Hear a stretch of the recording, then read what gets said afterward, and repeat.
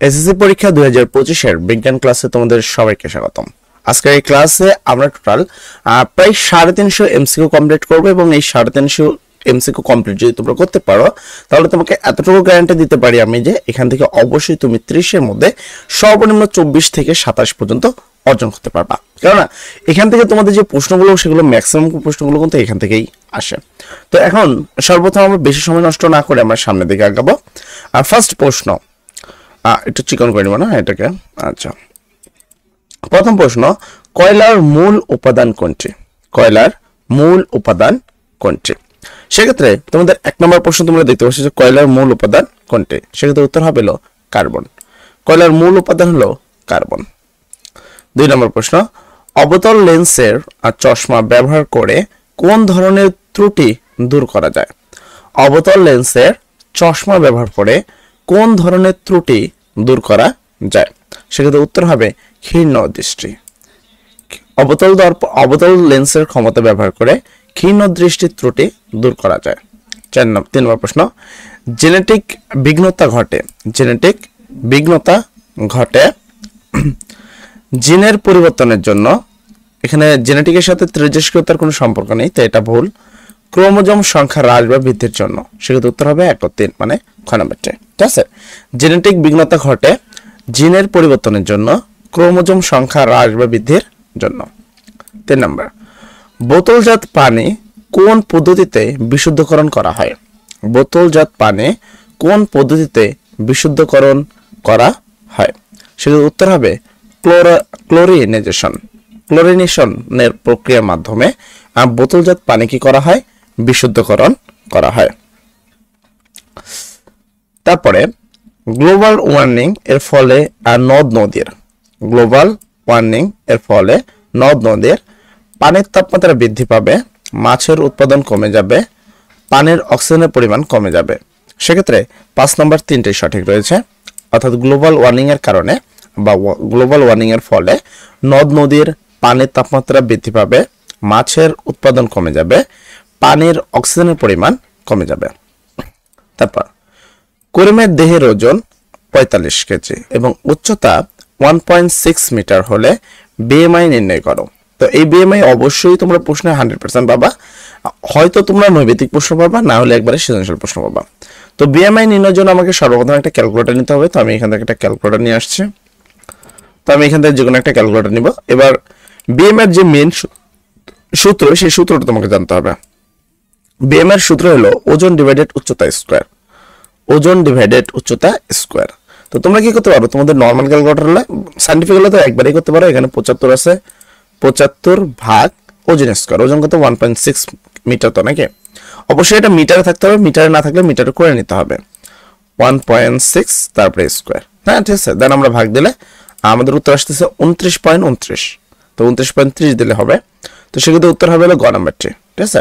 তো এরকম ভাবে যদি এখানে তোমার 75 কেজি এবং 1.6 মিটার আছে, এই যে কিন্তু চেঞ্জ আসবে। তবে মেন প্রশ্নটা বিএমআই নির্ণয় করা, এই প্রশ্নটা কিন্তু তোমরা অবশ্যই পাবা। তাই তোমাদেরকে সবাইকে বলবো এই প্রশ্নটা খুব ভালো করে কাজ করতে হবে। ঠিক আছে। আচ্ছা, এরপরে 7 নম্বর প্রশ্ন, বিভিন্ন তেজস্ক্রিয় পদার্থ মাটি দূষিত করে, মরণব্যাধি রোগ সৃষ্টি করে, পরিবেশের ভারসাম্য নষ্ট করে। অর্থাৎ তেজস্ক্রিয় পদার্থের বেলা এখানে যা যা বলছে 3টাই সঠিক। তেজস্ক্রিয় পদার্থের ক্ষেত্রে এখানে যা যা বলা হয়েছে 3টাই কি সঠিক। পিত্রথলিতে পাথর শনাক্তকরণে ব্যবহৃত হয়। পিত্রথলিতে পাথর শনাক্তকরণে ব্যবহৃত হয়। সেক্ষেত্রে উত্তর হবে আলট্রাসোনোগ্রাফি। আলট্রাসোনোগ্রাফির মাধ্যমে কি করা হয়? পিত্রথলিতে পাথর আছে কিনা সেই বিষয়টাকে কি করা হয়? শনাক্তকরণ করা হয়। পিভিসি পাইপের মনোমার কোনটি? পিভিসি পাইপের মনোমার কোনটি? সেক্ষেত্রে উত্তর হবে ভিনাইল ক্লোরাইড। ভিনাইল ক্লোরাইড হলো পিভিসি পাইপের কি মনোমার। মনোমার মানে হলো যেই জিনিসটা দ্বারা ওই জিনিসটা তৈরি হয়। ঠিক আছে, মানে পিভিসি কি দ্বারা তৈরি হয়? সেক্ষেত্রে উত্তর হবে হলো কি ভিনাইল ক্লোরাইড। কথা ক্লিয়ার? আচ্ছা, এরপর এখানে একটা সার্কিট আমরা দেখতে পাচ্ছি, যেটা হলো কপার সালফেট সার্কিটের। বাম পাশে অ্যানোড এবং ডান পাশে ক্যাথোড রয়েছে। আচ্ছা, মোটামুটি আমি এখানে দেখলাম 60 ওয়াটের একটা বাতিও দেওয়া আছে।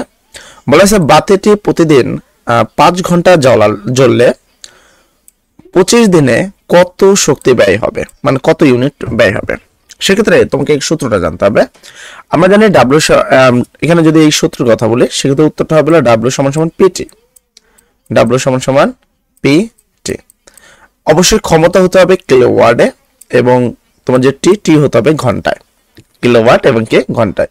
তুমি যদি খেয়াল করো সময়টা কিন্তু ঘন্টাতেই দেওয়া আছে এবং পি যেটা আছে এটা কিলোওয়াট না দিয়ে 60 ওয়াটে আছে। তো আমি এই জন্য ক্যালকুলেটর নিব। তো আমি পিটি ব্যবহার করব। পি এর জন্য, পি মানে ক্ষমতা, যেটা 60 ওয়াট আছে। তো আমি 60 ওয়াটকে আগে 1000 দ্বারা ভাগ করে এটাকে কিলোওয়াট করে নিব। ঠিক আছে, 60 ওয়াটকে 1000 দ্বারা ভাগ করে আমি কি করে নিব, কিলোওয়াট। তো এত কিলোওয়াট হয়ে গেল। তাহলে পি পেয়ে গেলাম। এবার টি এখানে দেখো প্রতি ঘন্টা কতদিন চলে, প্রতি ঘন্টায় চলে, প্রতিদিন তোমার 5 ঘন্টা চলে। তাহলে প্রতিদিন 5 ঘন্টা চললো। তার মানে একদিন আমার বিল আসলো 0.3 ইউনিট। এখন এরা বলছে 25 দিনে বিল কত আসবে। সেক্ষেত্রে আমি গুণন দিয়ে দেবো 25 দিন, গুণন 25। তার মানে আমাদের বিল, এখানে একটু সরি,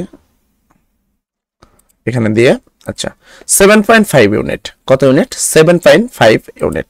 তার মানে এখানে উত্তরটা হবে 7.5 ইউনিট। তাহলে আমাদের একদিনে 25 দিনের বিল আসবে 7.5 ইউনিট।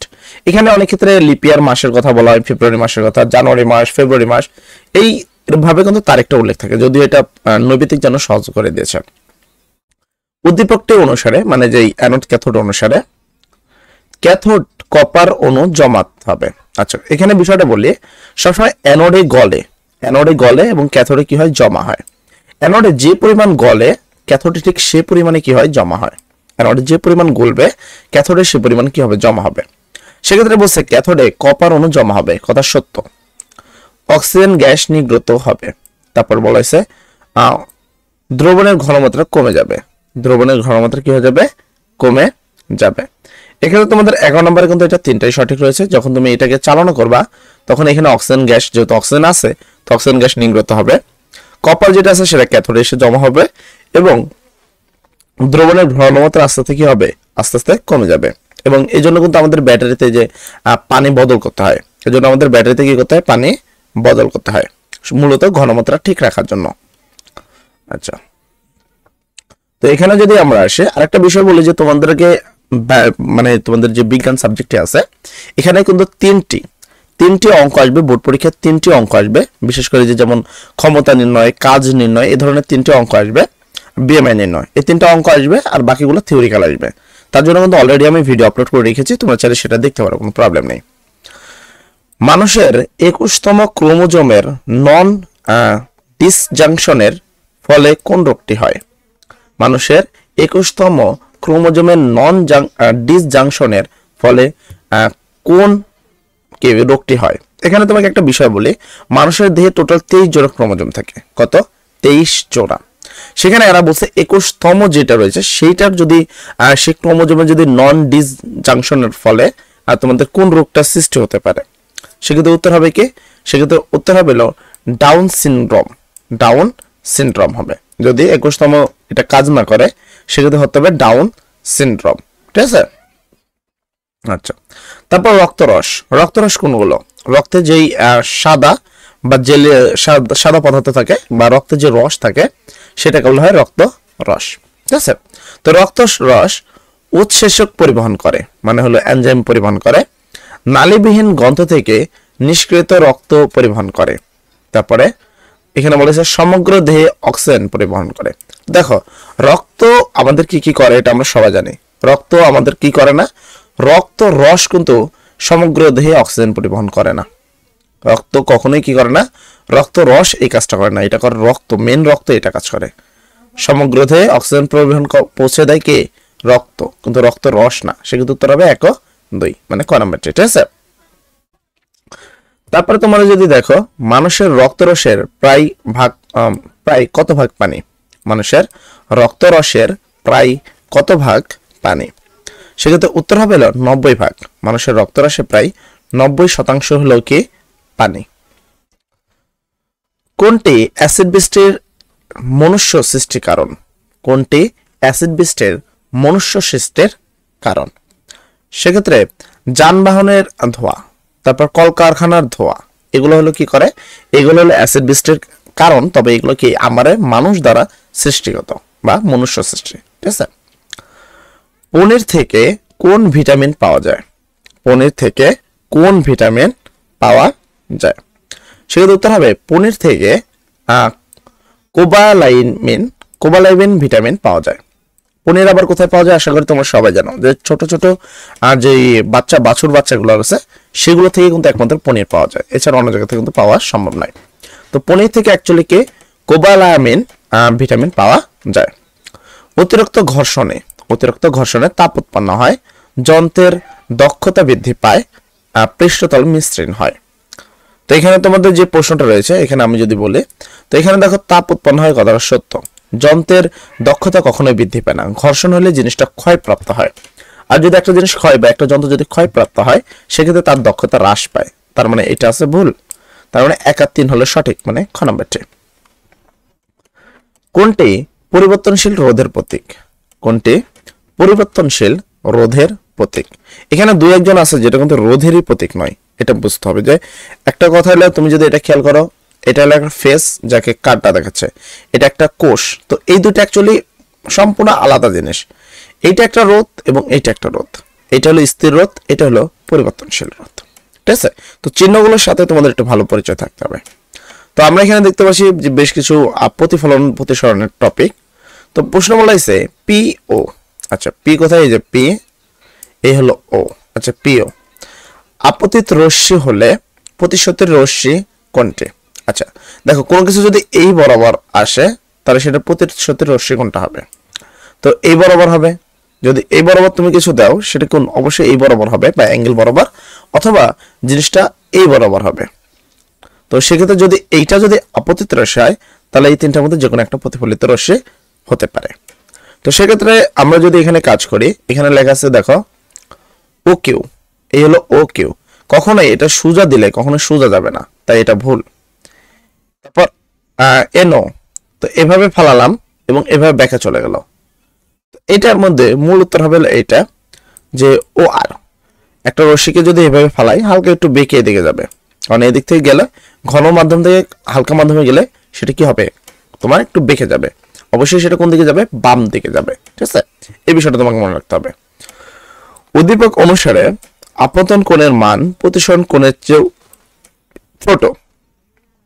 আপতিত রশ্মি ও প্রতিশোধী রশ্মি একই রঙের হলে সাইন আর এবং সাইন আই এবং সাইন আর অনুপাত ধ্রুবক।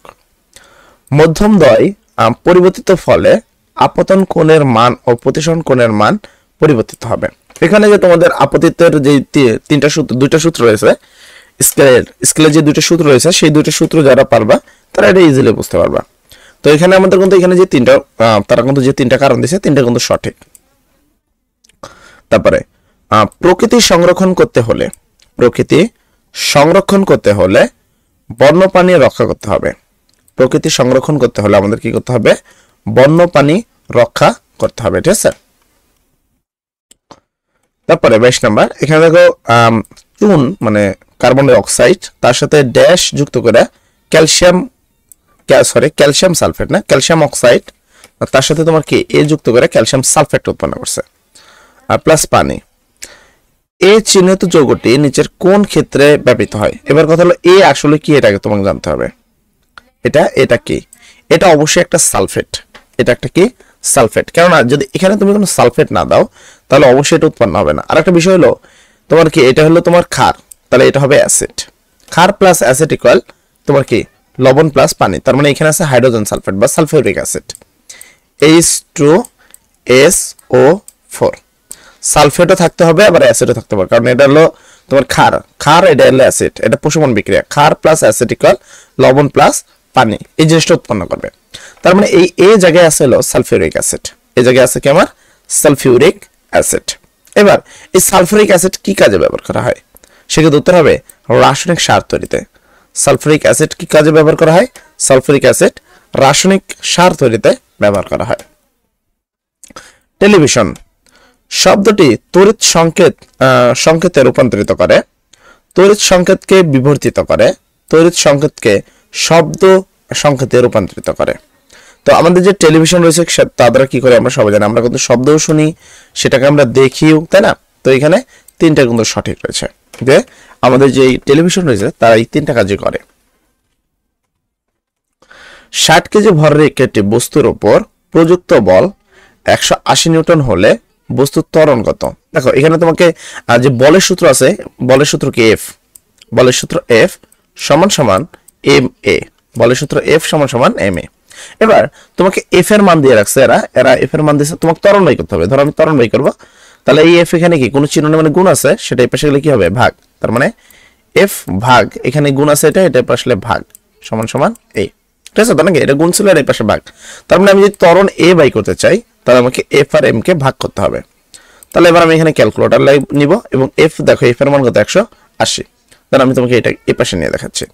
তোমাকে লিখতে হবে প্রথমে এফ হলো 180 নিউটন, তো 180 ভাগ, তারপর তোমার কি এম হলো কত 60 কেজি, তাহলে এম হলো তোমার 60 কেজি, তো তুমি এখানে 60 লেখো, লেখা সমান দাও, তা আসলে কত 3, তাহলে উত্তর হবে তত কত 3। তো এখানে 3 কোথায় আছে খ নাম্বারে, তার মানে হবে 3 metre per second square, 3 metre per second square. এই অধ্যায় থেকে অবশ্যই তোমরা সৃজনশীলও কিন্তু একটা অঙ্ক পাবা, এই অধ্যায় থেকে তোমরা কি সৃজনশীলও তোমরা একটা অঙ্ক পাবা, তাই অঙ্কগুলো একটু ভালো করে তোমাদেরকে মনোযোগ দিয়ে করতে হবে, বুঝছো? তারপর আমরা এখানে একটা কোষ দেখতে পাচ্ছি যেখানে কিছু চিহ্নিত করা রয়েছে। প্রথম 25 এ চিহ্নিত অংশকে, এই চিহ্নটা যে এই জায়গায় আছে, এই জায়গাটা এ, তাই না? এবার কথা হলো এই এটা কি, এটা কিন্তু একটা রক্ত, একটা রক্তের মধ্যে 3 ধরনের কণিকা থাকে, শ্বেত রক্তকণিকা, লোহিত রক্তকণিকা, অনুচক্রিকা। তো এখানে 3টা কণিকাই রয়েছে, শ্বেত, লোহিত আর কি অনুচক্রিকা। তার মানে উপরে যে কোণটি রয়েছে সেটা কিন্তু তোমার কি একটা অনুচক্রিকা। এবার এই যে অনুচক্রিকা যেটা আছে, অনুচক্রিকার মেন কাজটা কি এখানে বলা হয়েছে, এ চিহ্নটির অংশটি কি করে, অনুচক্রিকা মূলত আমাদের করে রক্ত পড়া বন্ধ করে, যেখানে কোনো জায়গায় ক্ষতস্থান সৃষ্টি হলে সেই জায়গায় কি এই অনুচক্রিকাগুলো যায় এবং সেখানে একটা কি বন্ধন সৃষ্টি করে, যার ফলে সেখানে আমাদের আর রক্ত মানে পড়ে না। এবং এই রক্ত জমাট বাঁধতে সময় লাগে কত, পুরো 3 মিনিট সময় লাগে, একটা রক্ত জমাট বাঁধতে মধ্যে টোটাল সময় লাগে কত, টোটাল 3 মিনিট, ঠিক আছে? তো এই বিষয়টা তোমাকে মাথায় রাখতে হবে। এরপরে যদি আমরা আসি, এখানে বলা হয়েছে 26 নম্বরে বি ও সি এর প্রভাবে, তো বি আর সি কি, বি হলো তোমার লোহিত রক্তকণিকা, সি হলো তোমার শ্বেত রক্তকণিকা। আচ্ছা, হিমোগ্লোবিনের পরিমাণ কমে যায়। দেখো লোহিত রক্তকণিকা যেটা আছে মানে তোমাদের কি লোহিত রক্তকণিকা, এটা কিন্তু হিমোগ্লোবিনের পরিমাণ বাড়িয়ে দেয়। হিমোগ্লোবিনের মানে এই লোহিত রক্তকণিকার কারণে কিন্তু লাল হয়, আর এই লোহিত রক্তকণিকার মধ্যে থাকে হিমোগ্লোবিন। তার মানে এখানে তোমাদের যে প্রথম যে অপশনটা দিছে, এখানে হিমোগ্লোবিনের পরিমাণ কি করে কমে যায়। তারপর বলছে নিউমোনিয়া রোগ হয়, মস্তিষ্কে রক্ত জমাট বেঁধে যায়। তো এই হলো তোমাদের এখানে কয়টা, 3টা অপশন দেওয়া আছে, তাই তো? কিন্তু এখানে তোমাদের উত্তরটা হবে 1 ও 3। হিমোগ্লোবিন এর এই দুটোর প্রভাবে হিমোগ্লোবিনের পরিমাণ কমে যেতে পারে, মস্তিষ্কে জমাট বেঁধে যায়, মানে এই দুইটার প্রভাবে, মানে এই দুটো কিন্তু সচলভাবে যদি কাজ করে তো ঠিক আছে, কিন্তু এটা যদি ভালোভাবে না কাজ করে সেক্ষেত্রে হিমোগ্লোবিনের পরিমাণও কমে যাবে রক্তে এবং মস্তিষ্কে জমাট বেঁধে মানুষকে ব্রেন স্ট্রোক করবে। 260 কোটি বছর আগে বায়ুমণ্ডলে কোন গ্যাস অনুপস্থিত ছিল? 260 কোটি বছর আগে বায়ুমণ্ডলে কোন গ্যাস অনুপস্থিত ছিল? সেক্ষেত্রে উত্তর হবে হলো অক্সিজেন। 260 কোটি বছর আগে বায়ুমণ্ডলে অক্সিজেন গ্যাস অনুপস্থিত ছিল, ঠিক আছে? তারপর রাবার, তাপ দিলে আয়তন বাড়ে। রাবারে দেখবা তাপ দিলে কিন্তু অবশ্যই আয়তন বাড়ে, এটা আশা করি তোমরা সবাই জানো যে রাবারে যদি আমরা কি দিই, তাপ দিই, তো রাবার কি আয়তন বাড়বে কি বাড়বে না। তারপরে এখানে বলছে বেনজিনে দ্রবণীয়, তারপর হলো প্রলেপ দেওয়ার কাজে ব্যবহৃত হয়। সেক্ষেত্রে উত্তর হবে 2 ও 3, অর্থাৎ রাবার বেনজিনে দ্রবণীয়, প্রলেপ দেওয়ার কাজে ব্যবহৃত হয়। তো রাবারের তাপ দিলে আয়তন কি হয় না, বাড়ে না, ঠিক আছে? রাবারে তাপ দিলে বিষয়টা গলে যায়, মানে আয়তন কি হয়, কমে যায়। রাবারে যদি তাপ দাও বিষয়টা কি হয়, গলে যায়, যার ফলে এর আয়তনটা কি হয়, আরো কমে যায়, ঠিক আছে? এক্সরে এর ক্ষেত্রে, তো এক্সরে কি কি কাজ করে আশা করি তোমাদের জানা আছে। নরম ধাতব বস্তু ভেদ করে যেতে পারে না। এক্সরে কি করতে পারে না, নরম ধাতব বস্তু ভেদ করে যেতে পারে না। কোনটি দুর্বল অ্যাসিড? সেক্ষেত্রে উত্তর হবে অ্যাসিটিক অ্যাসিড। অ্যাসিটিক অ্যাসিড একটি দুর্বল অ্যাসিড। অ্যাসিটিক অ্যাসিড একটা দুর্বল অ্যাসিড। তো আজকের ক্লাসটি এতটুকু রাখবো আমরা, ঠিক আছে, এবং বাকি ক্লাসটি কিছুক্ষণের মধ্যে আমরা লাইভে আসবো এবং সেখানে এসে তোমাদের বাকি যে আরো মোটামুটি 300টি এমসিকিউ রয়েছে সেই 300টি এমসিকিউ কভার করবো ইনশাআল্লাহ। তো সবাই লাইভ দেখার জন্য আমাদের চ্যানেলটি সাবস্ক্রাইব করে আমাদের সাথে থাকতে হবে, যেন লাইভে ঢোকার সাথে সাথে তোমার কাছে একটা বেল আইকন বাটন যায় এবং সেখানে নোটিফিকেশনের সাথে সাথে তুমি আমাদের চ্যানেলে আসতে পারো। তো অবশ্যই এই ভিডিওতে লাইক করে তো লাইভের জন্য সবাই অপেক্ষা করবা, সবার জন্য দোয়া করি। আসসালামু আলাইকুম।